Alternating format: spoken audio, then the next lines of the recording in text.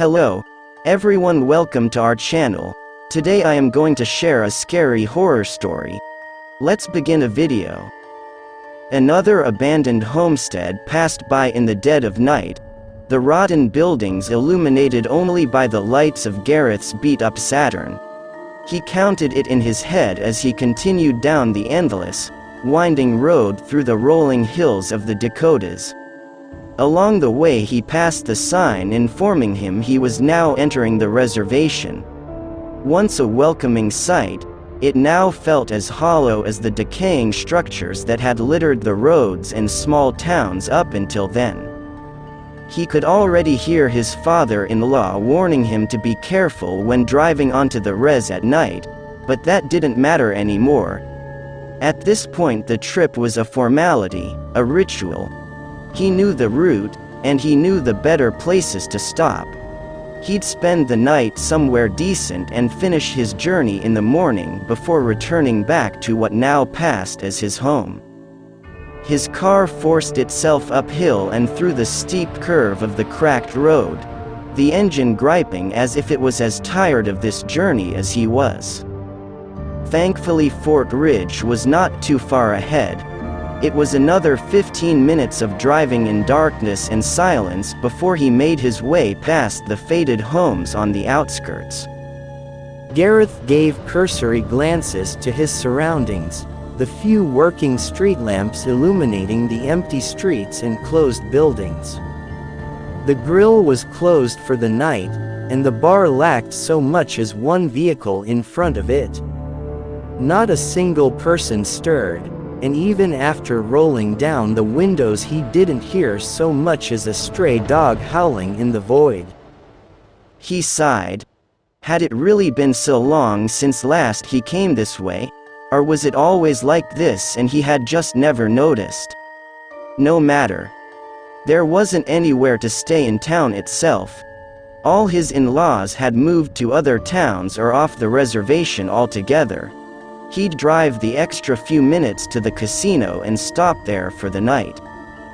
The large, looming block of a building revealed itself to him some turns later, the large sign proudly proclaiming its name next to where the town ended and the highway began again. The casino also looked oddly empty, but at least he saw some cars present and enough light to assuage any doubts he had.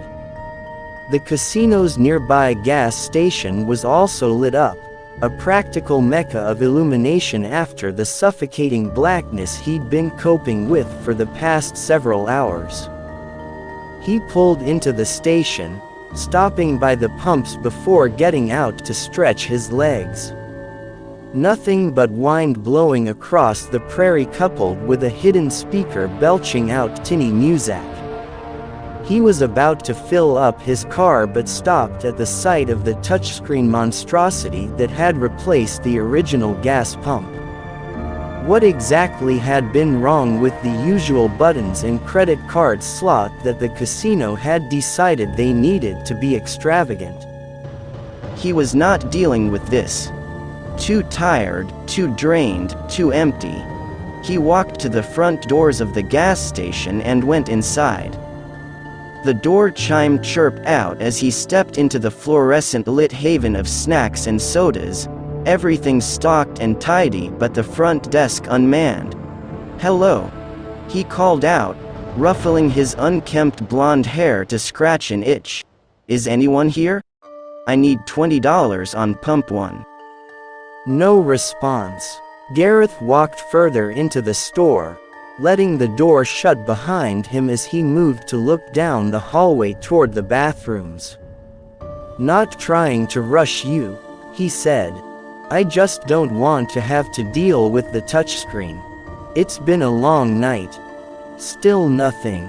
Just the easy listening playing at its muted volume. "Never mind," he called out, turning around and going back out the door to the same chime. Perhaps if it was earlier in the day he would have been concerned, but this late at night he just wanted a hotel room with a bed he could throw himself onto. He moved up to the touchscreen, doing his best to figure out how it worked and what magic needed to be performed to get the gas flowing. A few minutes and $20 later, the Saturn was ready for the trip tomorrow. He returned the nozzle to its holder and pulled himself into the car, the thought of a bed growing ever more prevalent in his mind. He started the car and moved away from the pump, sparing one more glance back.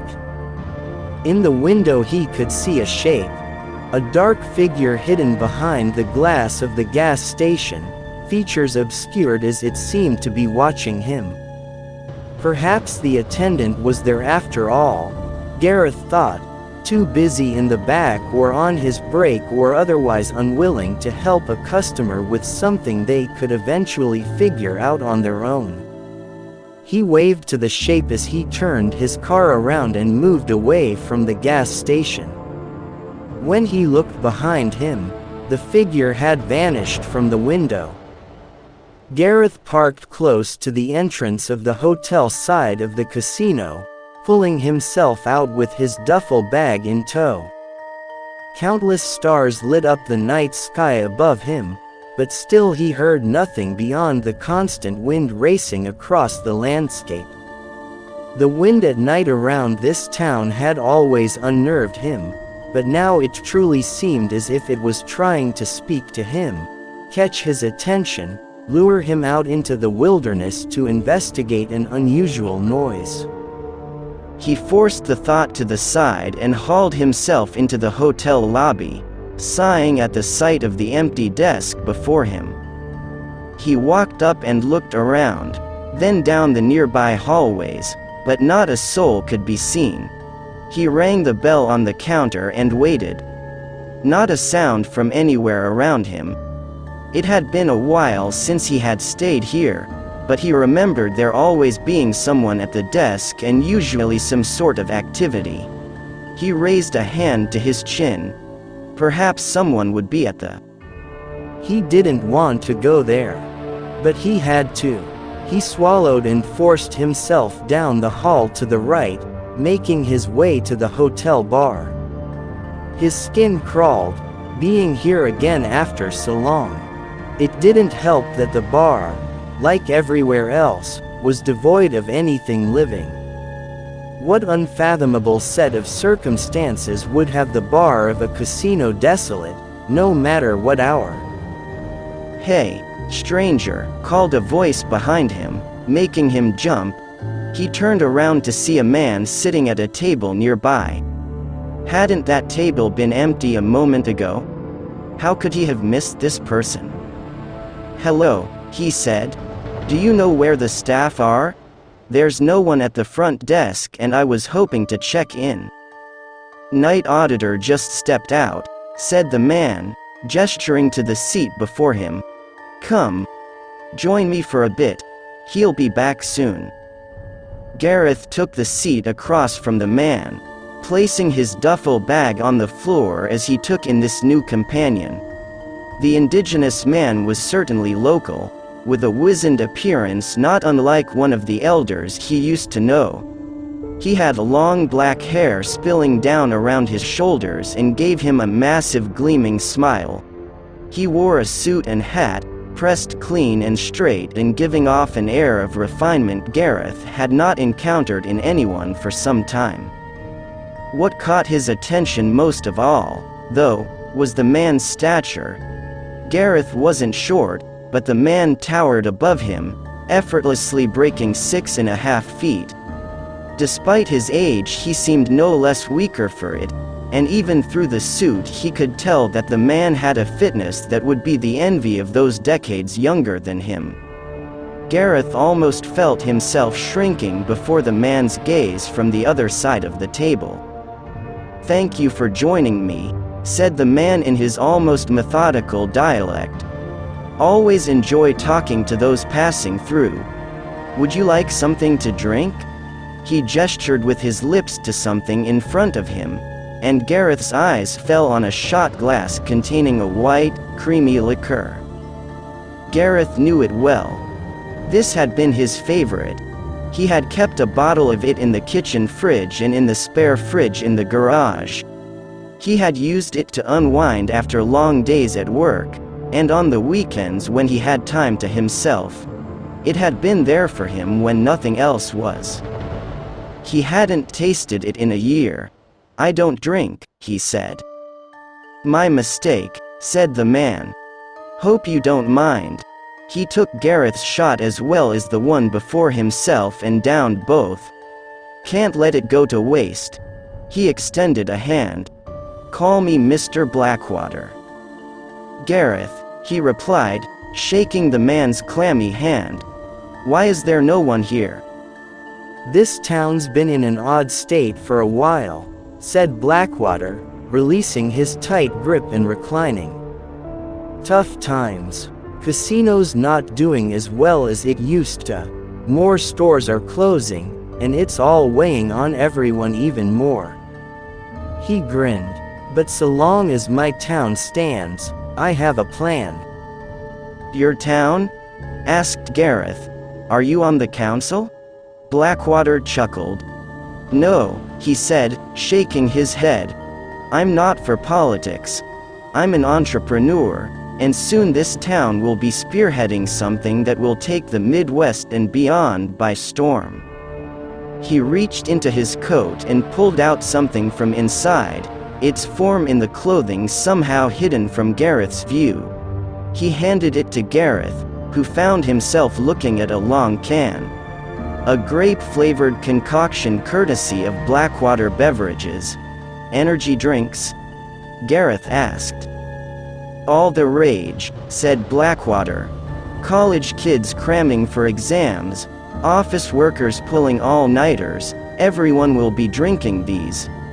I have a natural recipe that makes the big brands taste like nothing but sugar and chemicals, and I can sell these cheaper." He waved a hand at him. "Take it.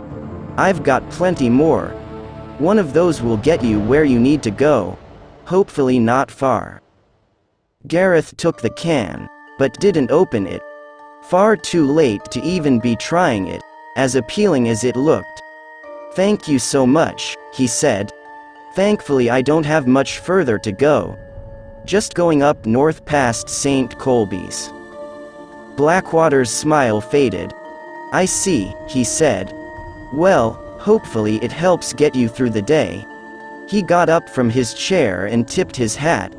"I'll be going. Tonight's the start of something big around here. I can feel it as surely as I do my own time coming." "You aren't staying here?" asked Gareth. "I just come here for the travelers," said Blackwater. "You have a good night, Gareth Lalamont." Without another word, he turned around and walked off, whistling to himself as he made his way into the lobby. Gareth shuddered. A man who would whistle at night on a reservation either had no fear or was one to be feared. Then it hit him. "Wait," said Gareth, getting up from his seat to pursue the man. "I didn't tell you my last name."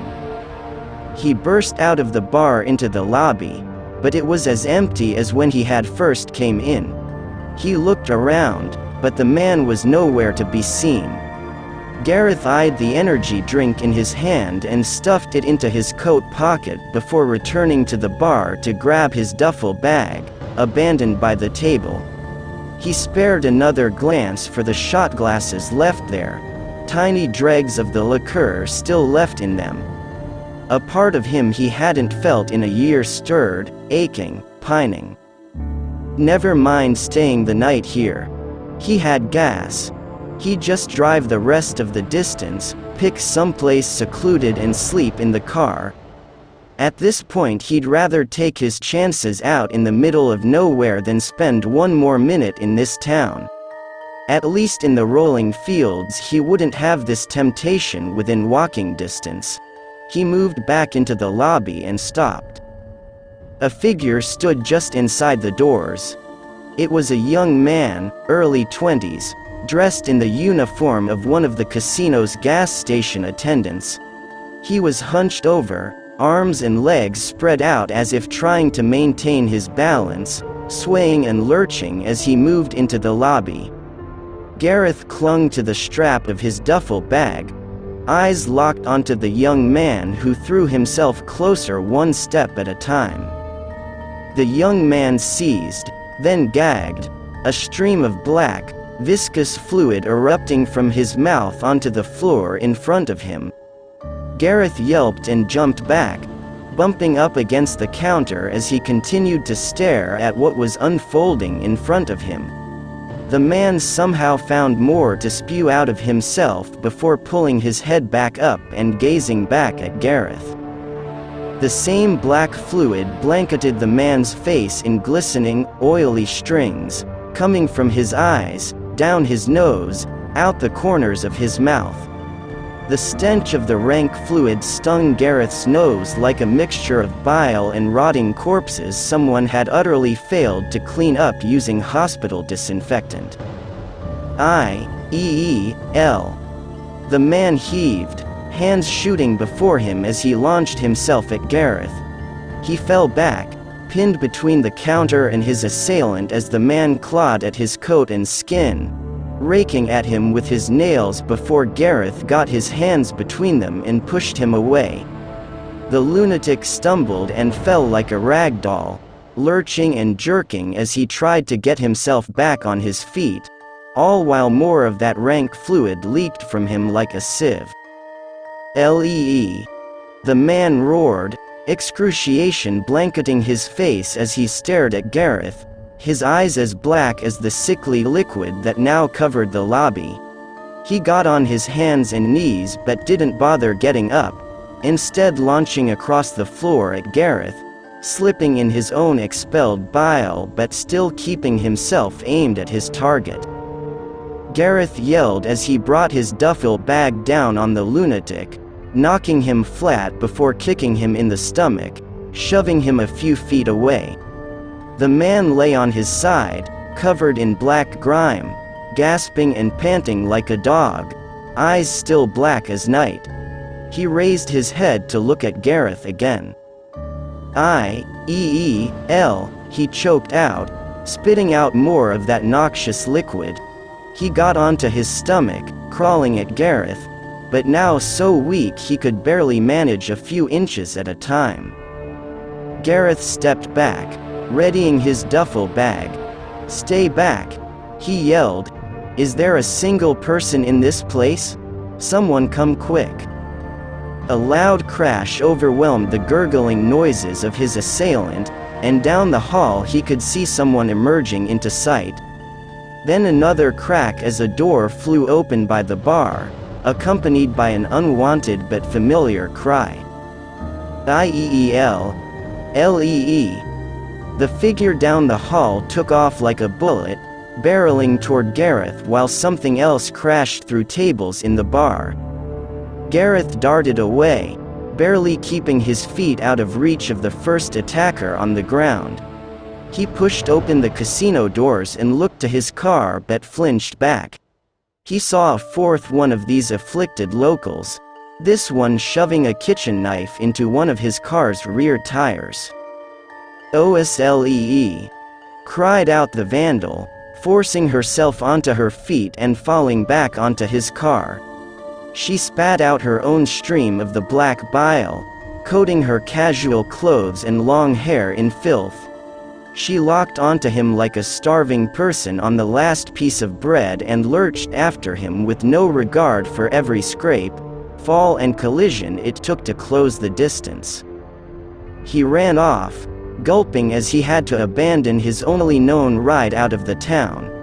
He racked his brain for possible escapes, working vehicles, but of those who owned them he could recall living in this town they had all moved out in the past year. More cries rang out from buildings as he passed them, shuttered shops and run-down homes with crooked, erratic shapes floundering past the windows. He hurled himself past the pitch-black post office, finally spying the still-lit shape of the IHS emergency room and a cluster of bile-covered madmen stumbling about nearby.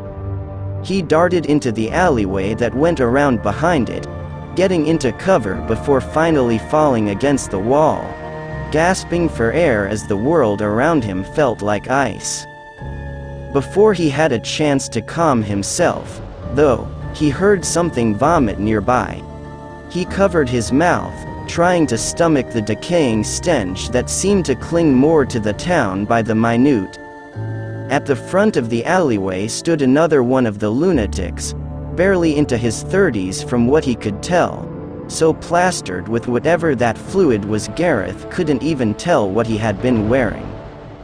The lurker shot his head around, face pulled back as if looking for his own lost child, hyperventilating in the cold night. Gareth opened his coat, pulling out the energy drink given to him by Mr. Blackwater. He was still hidden by the darkness of the alleyway, but if he could draw the man's attention, with a distraction, it might help keep them off his trail, at least for a bit. He threw the can out of the alleyway, it landing on the road nearby and exploding. Sizzling, dark liquid sprayed everywhere and the afflicted's head shot toward the noise, fixing on it like a cat on a mouse. He jumped forward, landing face first in the sugary concoction, lifting his scraped and bleeding face up enough to let him lick at the ground. A stampede erupted from the other end of the clinic as the mob that had been by the front doors came down on the puddle of the energy drink, each scrambling in a desperate race for every drop. Gareth took the opportunity to move himself deeper into the alleyway rather than risk even one of them spying him if he made a dash for the front door. By the time the madman had finished with the puddle, leaving the one unfortunate enough to be there first broken and ripped apart, he had vanished around the side of the building. Gareth shuddered as he walked to where he remembered the back door being. Memories flooded back.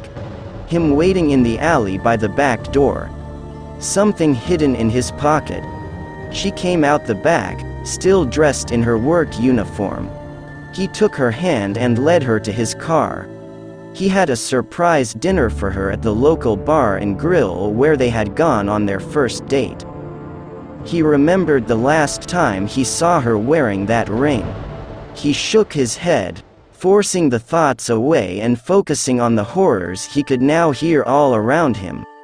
They still took up the night air, not so much as a cricket making noise alongside them. The repeated gargles, each forced out as if it was a matter of life or death. What was the disgusting fluid pouring out of them from wherever it could? And how had an energy drink just saved his life? "What did you give me, Blackwater?" he muttered out loud. A shiver went up his spine, and despite the alleyway being empty, it felt like something was filling in around him. Any longer out here and he'd lose his cool again. He got to the back door. Locked.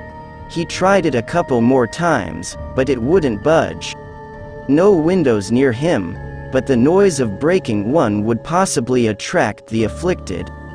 The alleyway led to where it connected to some houses, but all too likely those now held people like those prowling the streets with a greater tenacity than any of the stray dogs ever had. He sighed, stepping away from the door. For all he knew, the clinic was also overrun. He tried his cell phone, but no service. The power poles were still up. If he could get in somewhere, maybe he could get out a call while waiting for morning. He stopped himself there. Calling wouldn't help. The emergency services couldn't possibly be working, and he didn't have anyone he knew he could call that would answer. He looked at the door again, and off to the side he could see a glowing red dot just below the roof. The clinic must have finally installed a security camera. He walked up to where it seemed to be pointed and waved his arms. "Hey," he said as loud as he dared. "Is there anyone inside? I'm not afflicted. I just need a place to hide." He waited, looking up at the red dot. Nothing. Then the red dot moved to the left. Another dot appeared and moved in tandem with the first before both angled down, and Gareth shrank back as something made of the shadows stepped forward, its glowing eyes the only light that its form didn't absorb. It was as if the entity was a void, a gap where the world had been torn out with nothing left. It towered over him, closing the distance in a single stride before reaching forward with a hand black as pitch. Gareth yelped and darted away before the shadow could grab him, running down the alleyway. He made it to the intersection just to see it standing at the end of the path back onto the street like it had been waiting for him. He dashed down the other path, but it wasn't long before the shadow stepped out of another patch of darkness to block his way. He turned back, but it was there as well, just as far away as it had been in the other part of the alley. He looked down the third path of the intersection, then the fourth, but the shadow beat him there every time, ambling toward him as if it was out for a nightly stroll. His eyes landed on the back door of the closest house. He charged up to it and tried the knob. Locked. He tried again and again. The shadow was just behind him.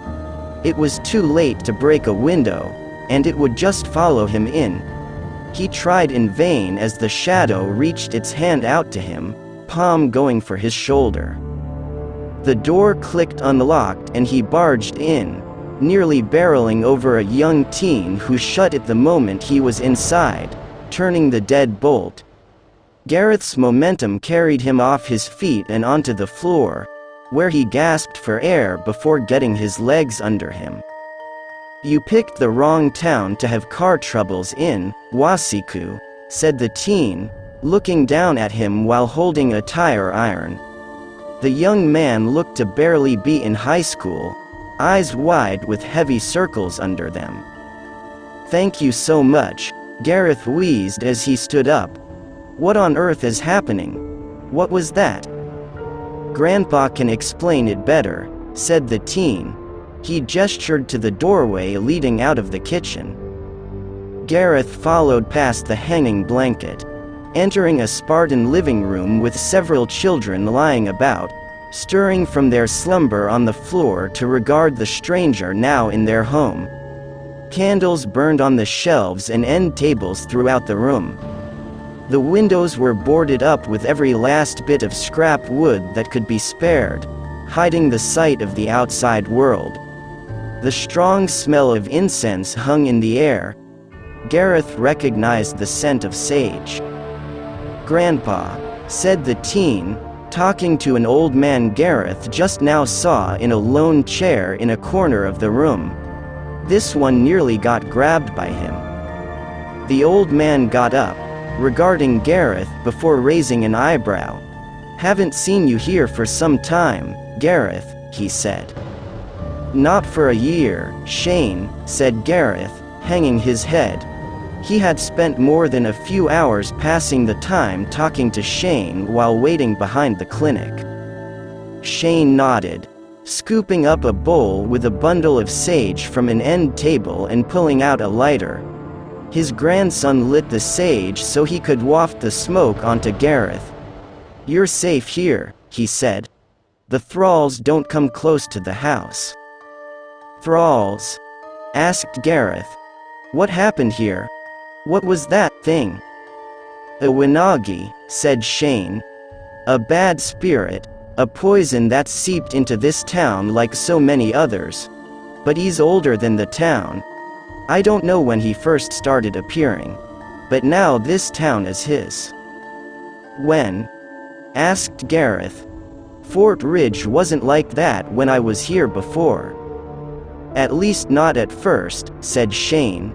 "His work has been slow, deceptive, but he doesn't need to be careful now." He looked at the children trying to fall back asleep around him as his grandson went about trying to comfort them. He took their parents. "I and the others left have taken in who we can. We can't escape." He made sure of that. "Who is he?" asked Gareth. Of course, part of him already knew. I will not speak his name, said Shane. He looked at him again. And I think you already know the one he is using now. I saw him at the casino, said Gareth. That thing outside was him as well? He likes to think of himself as an elder, growled Shane, but he is anything but. I am glad he spared you, but I can't imagine why he did.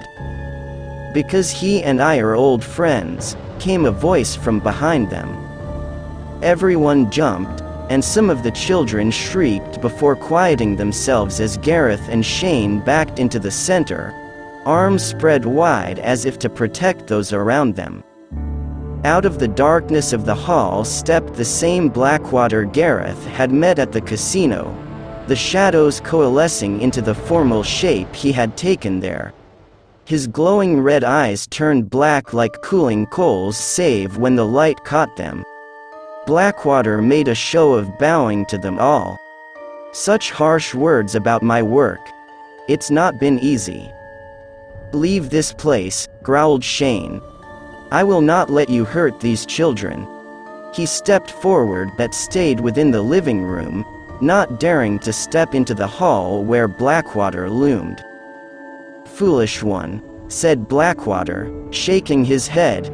You know I don't want to harm them. They've all seen what you did to their parents, said Shane. What hope did their parents have? Asked Blackwater. The town crumbling. Everything weighing on them. The loss of all they cherished. No relief in sight.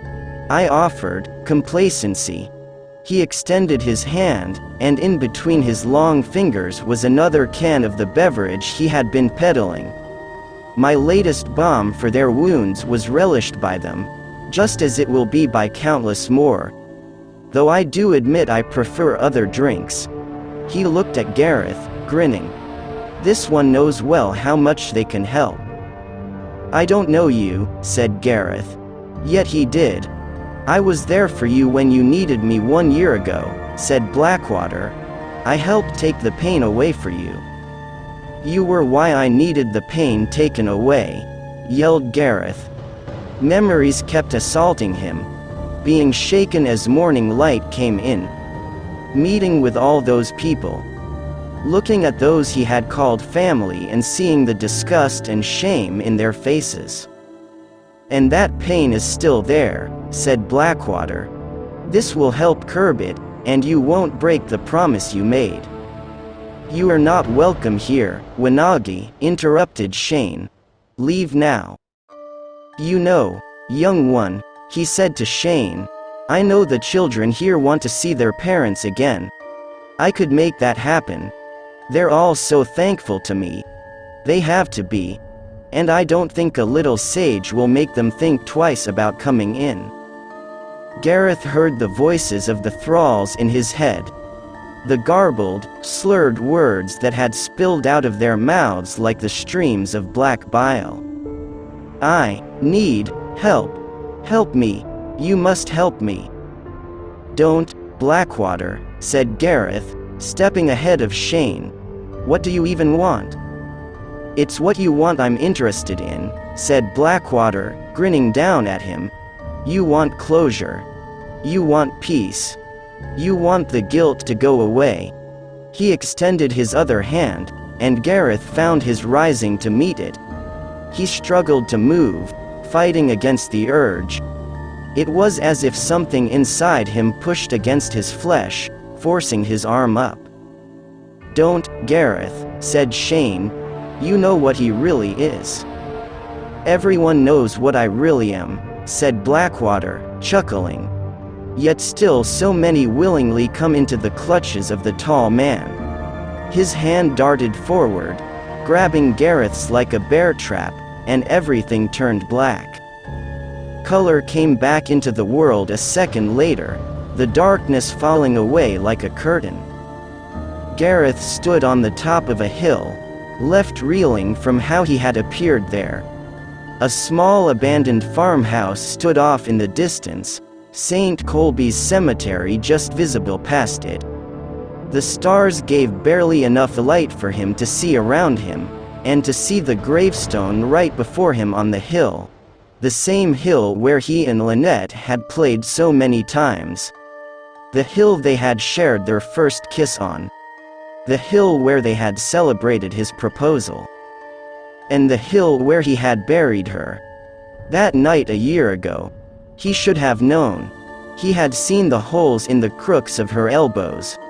Her withering away, rotting like the town she had cared so much about. The town he had agreed to move with her to instead of staying in the city just past the borders of the reservation. Everything had been eating away at them those past few years, but while she found her escape with a needle, he had found it in a bottle. That time, something had been different.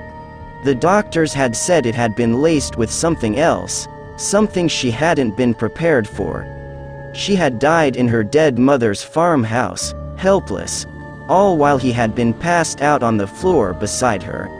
It wasn't until the next morning when her sister had come by that he had awoken. A year ago exactly. He looked at the gravestone before him, the light from the stars blocked out by the looming shape at his side.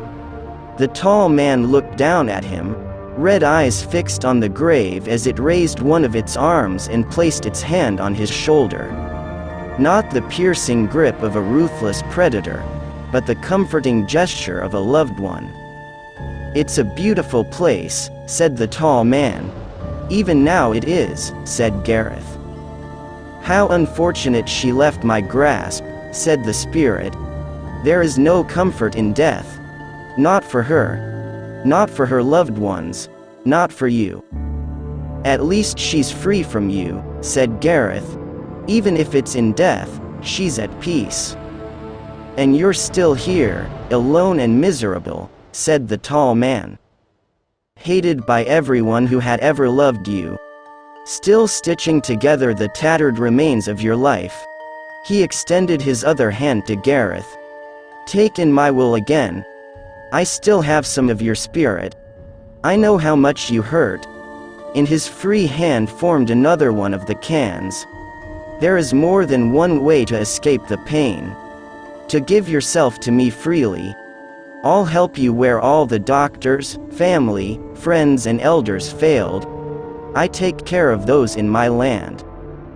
Gareth looked up at the tall man, then snarled, breaking away from the shadow's touch. "I'm miserable," he said, "but I'm also myself. I'm broken, but I'm not owned by something else. I made a promise to Lynette that I would never let myself be consumed by anything like that again. Not alcohol, not drugs, and not your disgusting sludge." The tall man looked down at him, and Gareth flinched.